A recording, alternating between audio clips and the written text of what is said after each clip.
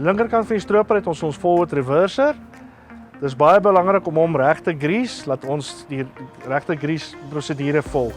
So jy gaan hom eers op sy vinnigste spoed hardloop, dan op sy stadigste spoed en jy gaan hom draai in die operateurshandleiding gaan staan waar moet die greasepunte staan. Dan gaan jy hom grease pomp en jy gaan hom weer hardloop op sy vinnigste en op sy stadigste.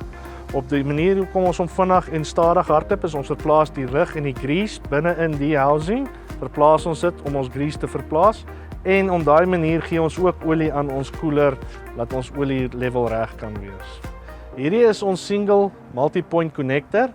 Hierso is waar ons al ons informasie van die tafel af deurkry na die stroper toe, ons sensor informasie en ons Hydraflex pressure informasie terugkry.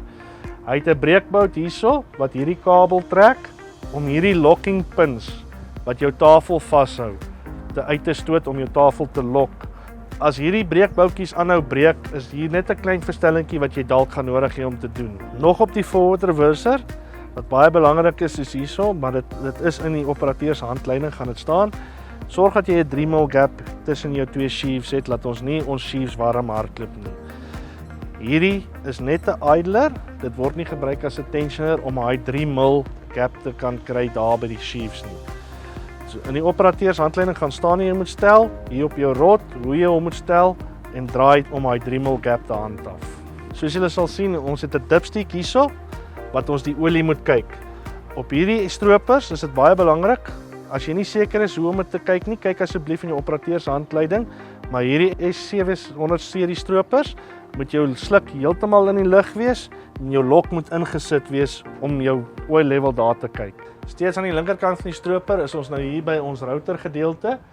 Soos julle kan sien, die voorste gedeelte van die router is feeding, hierso kom ons by ons threshing en hier kom ons by ons separating. Baie belangrik hierso is om seker te maak dat ons elke jaar ons concave level en zero en dit reg doen. As jy hierdie reg doen volgens die operateurshandleiding, is baie van die probleme wat ons in die veld kry uitgeskakel en jy gaan 'n skoner sample en beter dorsaksie kan kry van die stroper af. Om jou concave te level, in die operateurshandleiding gaan dit staan, jy moet jou stops, daai twee boutjies daaronder, moet jy losmaak en jy moet jou locknuts bo en onder losmaak. Dan moet jy een van jou separating grids losmaak en verwyder, dat jy toegang tot die router kan kry.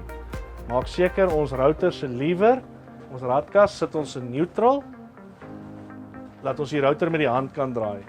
Dan gaan jy stel, in die router, terwyl die router draai, gaan jy stel voor tot jou router raak aan die, tot jy 'n tik geluid hoor op jou concave. Dan stel jy hom 3 draaie terug en jy gaan agtertoe. Jy stel hom op tot die ticking elements teen die concave raak, dan draai jy hom 3 volledige draaie terug.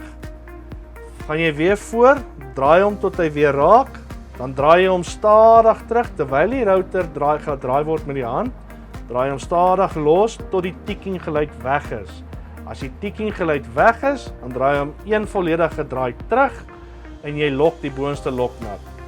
Agter draai jy hom weer vas terwyl die router met die hand gedraai word tot jy 'n tik geluid op die konkaaf hoor. Dan draai jy hom weer stadig los terwyl die router gedraai word tot die tik geluid weg is. Dan draai jy die nat 1 volledige draai terug en jy lok die boonste loknat. Dit is hoe ons konkave level. Dit is baie belangrik om dit reg te level, dat ons die regte dorsaksie op die stroper kan kry. So as jy jou konkave level en jy wil hom zero, maak seker dat as jou konkave gezero is of hy wys op die skerm, hy's toe, hy's op 0. Op hierdie router, op hierdie draaiskroef is daar 'n punt wat moet bottom op die rad. Om daai rede weet jy is gebottom, jy is gezero, hy kan nie meer as dit draai nie. Steeds aan die linkerkant van die stroper, nou kom ons by ons separating gedeelte. Soos julle kan sien, hierdie stroper het spacers hierin.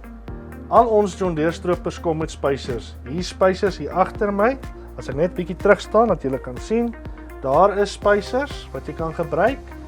En hierdie spacers sit gewoonlik hierso op die nuwe stropers.